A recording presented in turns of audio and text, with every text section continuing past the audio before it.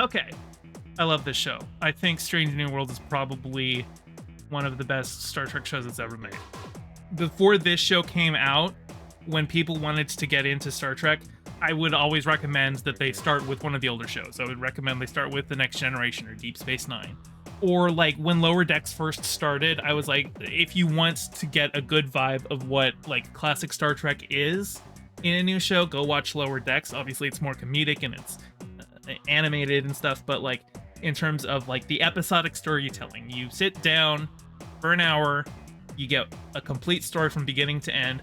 Obviously there's characters that like have already been established and stuff, but it's not like Discovery and Picard have both been shows where you can't just pick a random episode to watch. You kind of need to watch a season from beginning to end, otherwise you're not getting a complete story.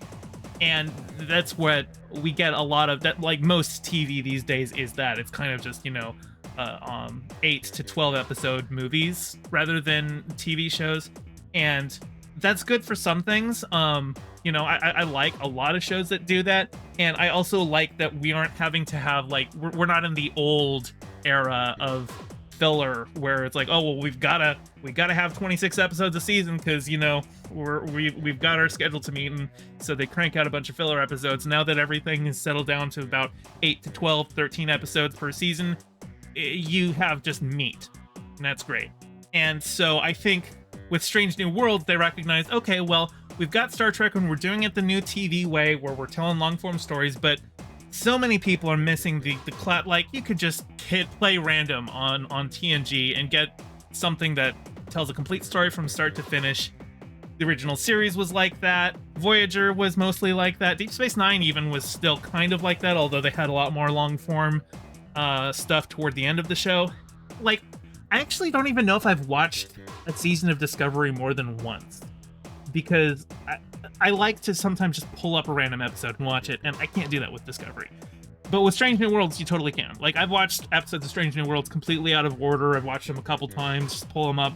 It's great. It's classic Trek, but you still have, your characters that have their arcs growing through it. Strange New Worlds is... technically, it's both a sequel and a prequel. It's a spin-off of Star Trek Discovery because Captain Pike shows up in season 2 of Discovery, along with Spock and Number One, who are all characters from the original series pilot, the original pilot before the studio said, oh, this is too cerebral, let's do a new one, recast everyone, and bring in Kirk. These are like the original Enterprise crew. Aside from that, and like there's like a couple lines in the first episode, you really don't need to know anything about Star Trek going into this. You can just go in fresh. And so I recommend Strange New Worlds as the starting point for people who want to get into Star Trek. One big thing about doing a prequel series, it's kind of a problem that prequels always have, is that if you know a character's ultimate fate, stakes for them can be lowered. Because you're like, well, they're not going to die, obviously, because we know when they die. But they kind of anticipated that. And so Captain Pike, even though Captain Pike's ultimate fate is to get horrible radiation burns and be confined to a wheelchair where he can only communicate with 1 beep for yes and 2 beeps for no, they decide to have him get a vision of the future. He sees his ultimate fate. He knows what's coming for him. And so he has to deal with that. He has to grapple with, what do you do? How do you live when you know your ultimate fate, and you know your ultimate fate is horrible? And so they play a lot with that. Like, there's even there's a great moment where Uhura is on the show. She's a cadet. She's not a lieutenant yet. And Pike's just asking her, he's like, yeah, what do you want to be when you grow up? Where do you see yourself in 10 years? And like, when he says 10 years, he like, there's like a pause in his voice and he kind of cracks it. 10 years. Where do you see yourself? And that's because in 10 years from now, he's going to die. And he's seen it. Where do you see yourself in 10 years? Well, it's getting a lethal dose of radiation trying to save some cadets in a reactor meltdown. Yeah, Drake the Snake, absolutely. It is a great angle.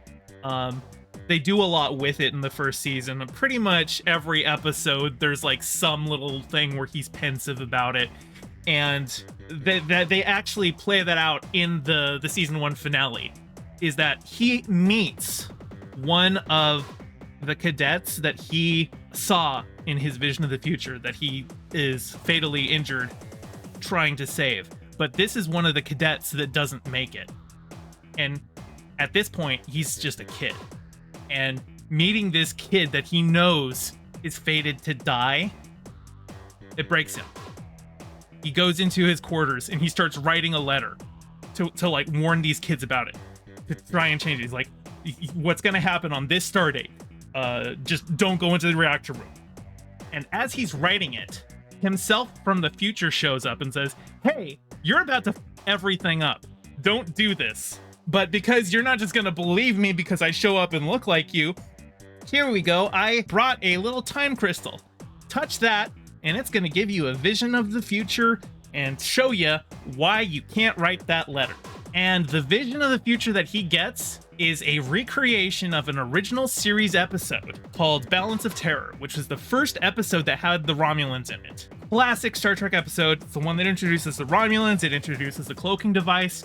It's a game of cat and mouse. It's a game between a battleship and a submarine, but in space.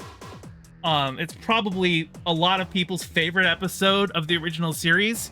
And they examine what happens if that scenario takes place, but Kirk isn't captain.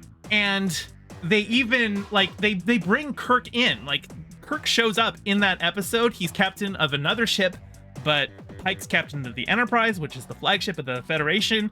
The bigger ships, the more powerful ships, so he takes point, and he's more cautious. He is more cautious than Kirk.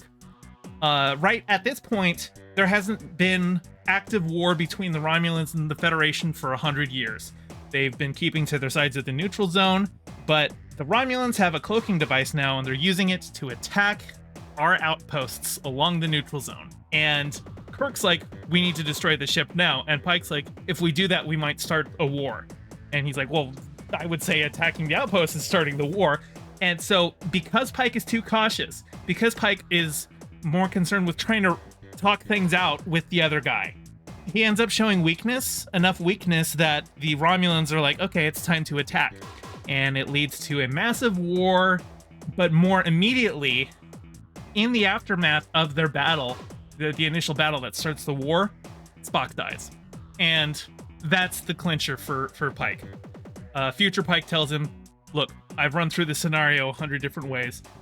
Every future where you avoid your ultimate fate, Spock dies. And he dies in a way that's just as horrible as Pike does. And you can't let that happen. He's got important things to do. And that's what ultimately leads Pike to accept his fate, not try and change his future. He's going to sacrifice himself to save Spock. That's a great way to handle it, I think. I suspect we're probably not going to get too much more. I think that was more of like a season 1 thing. Because, like, at the beginning of the season, Pike doesn't even want to go back to command because of the vision. Like, he's off living in a cabin in Montana. He's grown a misery beard. He's just riding horses and watching old movies and cooking. The Admiral's like, come on, you got to go get back on the saddle and go to space. And he's like, no, you don't want me there. He's like, no, you don't want you there. I do want you there. I appreciate it's a really good season arc for Pike. And let's talk more about Pike. Pike, I think, is my favorite captain in all of Star Trek, which is crazy because, like, for decades, the conversation has been, do you like Kirk more or Picard more? And, you know, and then you had people who are like, well, I like Sisko. And then you had people who are like, well, Janeway, she's a war criminal, but you know what? She's a girl boss, so she's mine. For Pike to show up and immediately become my favorite captain, like, even when he shows up in Discovery Season 2, he's already my favorite captain. That's insane. But he's just this very warm, fatherly figure, but not in the way that, like, Picard's a father. Picard is more of a stern, authoritarian figure. You know, he's got wisdom, but he's going to be lectury about it. Pike's just like a dad. He loves his crew. He cooks meals for them. He wears an apron. He's just such a good, warm, and like his leadership style is leadership without ego. When he shows up, and I think this is just a consequence of the way that Discovery is written, because the main character of Discovery is not the captain. It's Michael Burnham is the main character. It's the first time in Star Trek where the main character hasn't been the captain. So because of that, when he shows up as a captain, well, in terms of writing, he still has to be subservient to the main character, right? So the way they write him is, look, I am here to enable everyone to do the job that they need to do. I am here to listen to you, hear what you need, and give you the direction and the tools to accomplish that. And he reminds me of the best boss I've ever had. He's such a good guy. I love him. And Anson Mount is just such a warm, charming, handsome dude. Great hair. I just love him. And then we've got Uhura, who, you know, a character from the original series. She actually gets more character development in one episode of Strange New Worlds than she got in 3 seasons and 6 movies of the original series. Obviously, Uhura in the J.J. Abrams movies gets more development, but the J.J. Abrams stuff, that's a separate universe, so different versions of the characters. But the Prime Star Trek universe, Uhura, we find out a whole bunch about her backstory in just like one episode, where she actually she wanted to be a teacher in linguistics at a university that her parents went to, but when she was about to attend, her entire family is killed in a shuttlecraft accident. And so she couldn't go to that university because every time she went there, it would like remind her of them. And she's like, I can't do it. She went to live with her grandma, and her grandma was in Starfleet. So she decides, okay, well, let me try Starfleet. And I think specifically the line, my grandma was in Starfleet, I think they wrote that because at the time, Nichelle Nichols was still alive when they were filming the first season. And I suspect they wrote that in because they wanted her to come on and play Uhura's grandma, but she passed, so obviously that can't happen now. But I think that's what they were going for. Yeah, I appreciate that they're giving her more to do. Like all of the other characters who were in the original series that are on this show, like we've got Nurse Chapel. She's basically a completely different character now. In the original series, Nurse Chapel was really just there as kind of a background character, unless you had her doting on Spock, because she kind of had this unrequited love for Spock. Spock couldn't return it because, you know, he's Vulcan, so he can't love. They're changing her up more. She's a lot more assertive, and they're still playing with the Spock Chapel romance thing, like they're building towards like, oh, is there something there? But Spock at this point is engaged to T'Pring, who is a character who showed up in the original series, the episode Amok Time, when Spock went through Ponfar and had to return to Vulcan to either mate or die. But when he shows up, T'Pring's like, I will not be mated to you. I have found this other guy instead that I'm leaving you for. And Spock ends up releasing the Plaque Tau, the blood fever, by engaging in ritual combat with Kirk. And once he thinks he's killed Kirk, then it's over. But Kirk wasn't actually dead because McCoy injected him with a thing that would simulate death instead. That episode, all the way back there, T'Pring's there. She just shows up to be like, no, I don't want to marry you, Spock.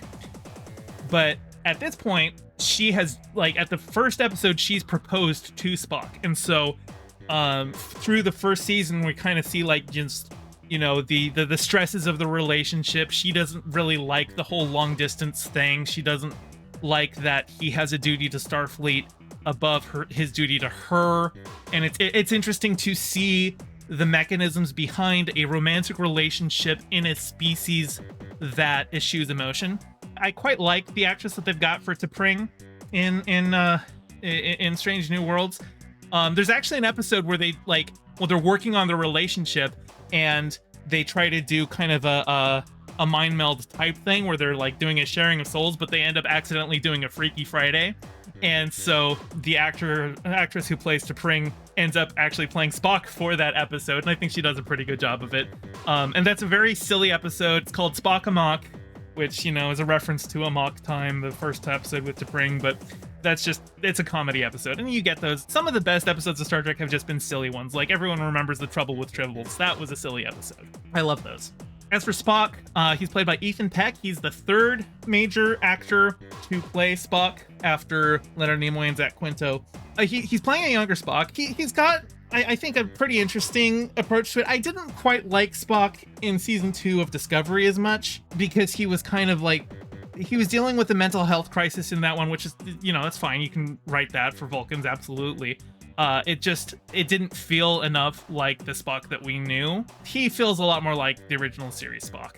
Ethan Peck, his actor, is actually the grandson of Gregory Peck, who played Atticus Finch in To Kill a Mockingbird, which, sorry, I'm just going on a tangent here, but that starred Brock Peters as, I don't even remember the name of the character in To Kill a Mockingbird, but he's the black guy who is being accused of rape. And, well, Brock Peters ends up playing a couple different characters in Star Trek. He was in Star Trek VI. He played an admiral who was conspiring with the Klingons to keep the war going. And then on Deep Space Nine, he played Sisko's dad. There's your 7 degrees of Sisko's dad or whatever. Yeah, no, I like Ethan Peck as Spock. I like how they've got Spock. He's not the first officer yet, and he hasn't met Kirk yet, although he and Kirk meet in the alternate future. And the guy that they've cast for Kirk, Paul Wesley, I don't know how I feel about him yet. I know he's coming back as a recurring character in season 2, and they're gonna try and, start up the whole, friendship with him and Spock. But just from what I've seen in the season 1 finale, hasn't sold me on him. I don't think he's got the charm that William Shatner brought to the character, and also some of the writing. Like, I was kind of expecting him to talk more like Kirk from the original series, and he doesn't do that. He kind of talks more like a modern writer's writing him. And I understand it's a modern show, but it's just another little thing that's there's one line where he kind of talks in Kirk's cadence a bit, but other than that, it feels like it's a completely different character who is also named James Kirk. The main villains of Strange New World Season 1 are the Gorn. Let me pull them up. You'll immediately recognize them from pop culture. Here we are, yeah. This guy. The guy that Kirk fought in the desert and built a rudimentary cannon and everything, and reptile in a rubber suit. Well, here they're CGI. They can make aliens look a little better these days. But the Gorn are this show's Klingons. They are the main villains set up. And they show up in 2 episodes. The first episode is just a space battle. You never see an individual Gorn there. It's just all ship-to-ship combat. But that's a really fun episode where they have to hide out in a nebula and do tactical retreats and advances and stuff. It's a very classic ship battle episode. But the second episode that they show up in is basically aliens. They go to a crashed starship, and the only survivor is a little girl like Newt from Aliens. And the Gorn reproduce by spraying you with an acid that causes you to grow Gorn eggs inside of you. So it's literally the xenomorphs from the Aliens franchise. And the way that they're presenting it, especially one of the characters, La'an Noonien Singh, she's the chief security officer for the Enterprise, and she has a backstory where her family was killed by the Gorn. She was captured, and so she has a lot of trauma associated with the Gorn. And the way she talks about the Gorn, she's like, oh, the Gorn, they're just all pure evil, and they're just monsters, and, you can't reason with them and all that. The way she says it, it's presented as though it's just fact. She's just right. The Gorn aren't an allegory for anything. They're just a species of always chaotic evil kind of things. And I don't like that. I don't like it when people write a species to just be evil for the sake of being evil, especially the Gorn. Because the first episode with the Gorn in the original series is Kirk thinking they're just monsters that they have to fight, but they're not. They're an intelligent species, and he and the Gorn are fighting each other, and then they've actually been transported to that planet by some godlike beings who are you will settle this score here. One of you will kill the other, and that's who gets control of this sector. And Kirk is just at the end, he's look, I know the Gorn attacked us, but maybe we were moving too close to their territory. Maybe they thought we were posing a threat to them. Maybe they thought we were the aggressors. So no, I'm not going to kill him. He's an intelligent being, and I think we can work this out another way. And so that's, that's the big takeaway from that episode is, just because he looks like a monster doesn't, and is your enemy doesn't mean he's pure evil or anything like that. But the way that they're portrayed as monsters who just use people as breeding sacks to hatch out of, and then as soon as they're hatched, they're already giant ravenous murderers. I don't like the way that's portrayed, and I have to believe that they're playing the long game with this one, that like they went into it with the idea of, yeah, we're gonna set them up where you just think they're monsters and then you'll see the softer side of them later on. But as they stand right now in the show, I have a problem with how they're portrayed. I'm looking forward to seeing more of them. I'm looking forward to seeing what they do, but there's just some way around about how they write it that I don't know. It doesn't sit right with me. Final thought on the first season before I go on to the season 2 premiere. Erica Ortegas. She's the pilot. She has an awesome haircut. Look at that side shave. She feels like a cooler version of Tom Paris. He was the pilot on Star Trek Voyager. And out of the entire cast of Strange New Worlds, she's the only one who doesn't get a focal episode in the first season. She's played great. Melissa Navia is the actor who plays her. She's very charming. She's very, wisecracky and always quips on the bridge. And she just didn't have a lot to do in that first season. The most that she did was an episode where the entire ship is taken over by like an energy being that turns everyone into characters from a children's book. And so she's going around as this swashbuckling knight who's like, fighting people with swords and stuff. And she gets a lot to do, but she's playing another character. She's not playing Ortegas while she's doing that. So the most that she gets is not playing herself. And so I really hope for season 2 they give her 1 or 2 focal episodes. I'm sure they will. Oh, yeah, Drake, this thing. Yeah, no, that was a great episode. It's a lot of fun. Pretty much every episode is either like one of those things that's like, oh my god, this is going to be one of the greatest like philosophical episodes of Star Trek ever, or oh my god, this is so much fun. I had so many laughs. It's really, really entertaining. She's an entertaining character. They need to do more with her. And I think there was a podcast that I listened to called Open Pike Night that's about Strange New Worlds, and they do like a thing where they let people record like 90-second blurbs to have in the podcast, and they interview like cast and crew of the show. But I remember one of the running things that everyone was saying when they called in was, we need more Tegas. Hashtag more Tegas. So yeah, I am one of those. Hashtag more Tegas. Hey, thanks for watching. I'm trying to get my channel monetized, so your view means a lot. Don't forget to toss me a like and subscribe and ring the bell. I stream these reviews every Thursday at 7 p.m. Pacific, so catch me live and join in on the convo. You can find all my socials in the description below, and a special shout out to my patron pfftlecakes. Your support means the world. Catch you next time.